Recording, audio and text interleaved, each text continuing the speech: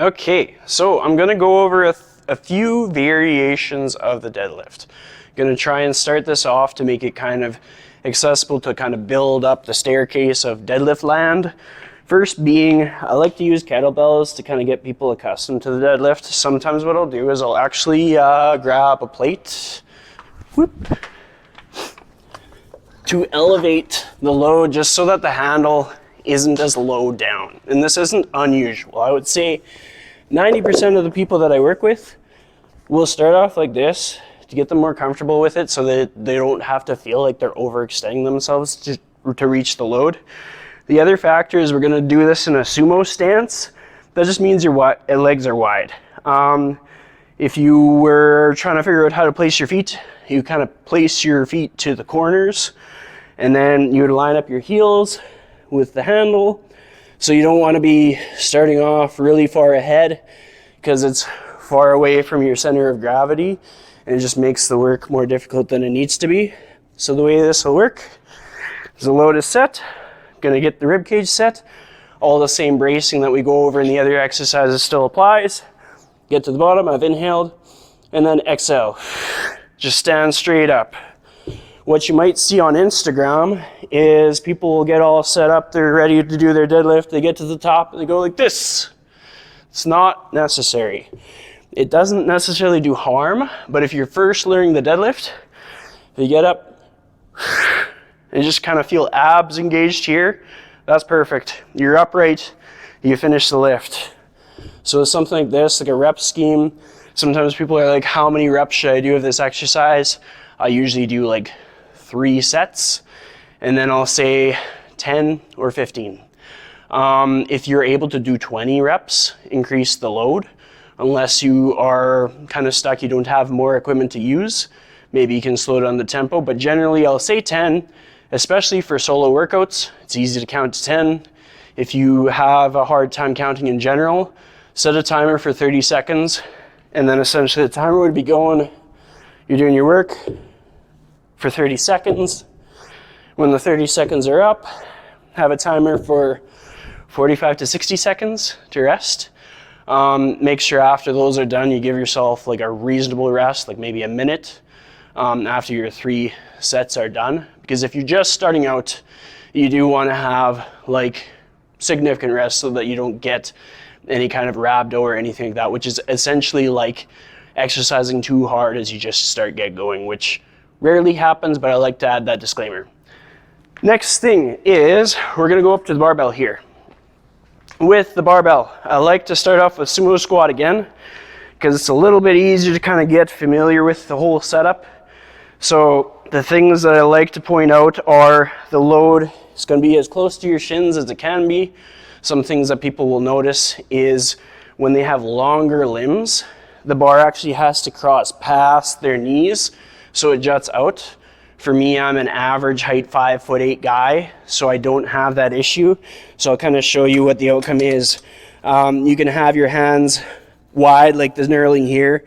You're gonna have them shoulder width. Most people starting out, especially with sumo squat, they'll be right at the edge here.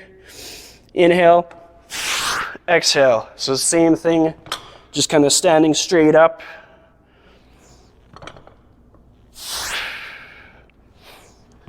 So let's say I bring my feet in a little bit. Then I'd be looking to have them like shoulder width apart or like hip width apart. And then I could have my hands just on the outside.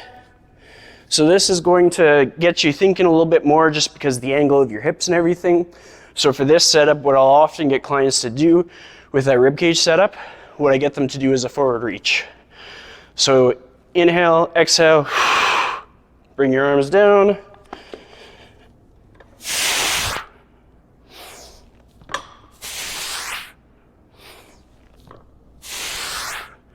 So sometimes people will be like, what muscles should I feel? If you're feeling like your low back immediately, I would say it's a good opportunity to sort of superset this with like a forward reach over here. So we had done that ISO hold here. It's kind of like a primer for the exercise here because it gets you familiar with stacking your rib cage and pelvis. Once that's kind of warmed up, you're like, okay, abs are on. Reach down. you'll notice, like, if you notice from the side, this would be one version where I'm basically going through the vertebrae of my spine. You might see that on Instagram sometimes. I feel comfortable demonstrating that just because it's a moderate weight, but it's not safe. So we do this reach. Everything here is solid. Then I'm gonna go down with my butt. This is like I'm closing the door with my butt. Gonna hold on to the weight here. Got the knurling for reference to make sure I'm centered. Inhale, exhale. As I go back, closing the door with my butt. And then I'm gonna show another variation. Some gyms will have like a trap bar, so you'll have handles on the side. That works great for people who are just getting the handle of doing a deadlift. It's also great for people whose limb length aren't conducive to a barbell in front of their shins. And we can actually replicate that with dumbbells. So a few ways you can set them up. You can have them on the bench, then grab them, and then go up and down.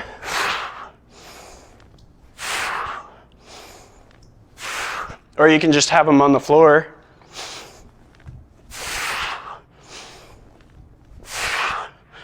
With a setup like this. So, like a traditional conventional barbell deadlift, you'll probably feel hamstrings, glutes, a little bit of low back, but not anything that I would emphasize. The analogy that I use often is the people that you see deadlifting the most inevitably have very big backs because their back is exercising, their back is active. It's just, it's not the breaking point of the exercise. It should be that your muscles fatigue. It shouldn't be that you reach pain and have to shut her down.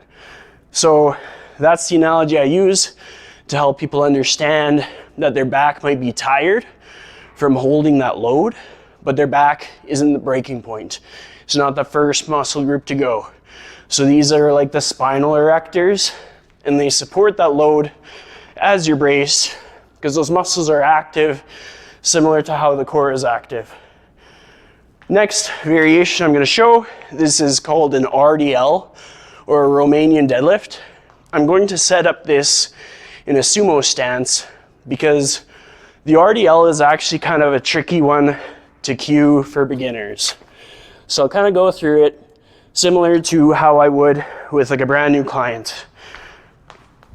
And you'd actually be pretty impressed with how quick you can feel the muscles that you're supposed to be using in an RDL. So I set this up a little uniquely in the way that the dumbbells are angled 45 degrees.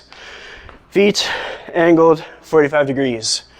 This makes it so you don't have to really think about your foot placement, and your hips are going to be set where you can reach that range the easiest, because with a wider stance you're closer to the ground. Dumbbells are angled because I just want it to be easy for you to just tap the floor and stand up. The way we're going to set up this is similar to all the other ones. You can do that reach, or you can do the inhale, exhale, see the wrinkles in my shirt change, abs are on, inhale again. So this is like the pop can analogy. Here, pop can is kind of like this, and you go squish, gone. Here, pop can is stacked. If you ever try like slapping a full pop can, it doesn't squish. So that's what you're becoming. You're becoming an unsquishable pop can. So we get up. With doing anything with these dumbbells, you have this little groove here.